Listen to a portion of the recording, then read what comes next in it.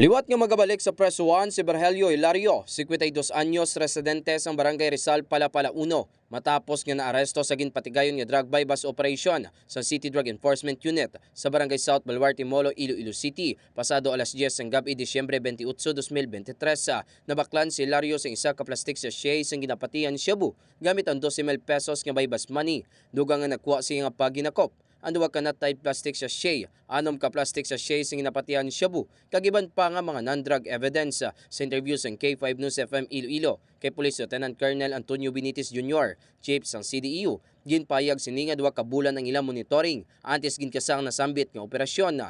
May a certain juban ang iyang source, pero I think wala diri. Kaya certain juban do ato dito na priso sa Bilibid do ito gina-course through kay juban ang transaction. Dugang pa sang opisyal nga napreso man yadto si Hilario nga may kangtanan man sa illegal nga droga. Gidabanta sa 80 gramos ang na-recover nga suspected Shabu nga may sing estimated market value nga 544,000 pesos.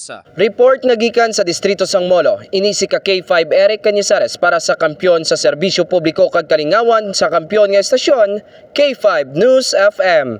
This news is brought to you by.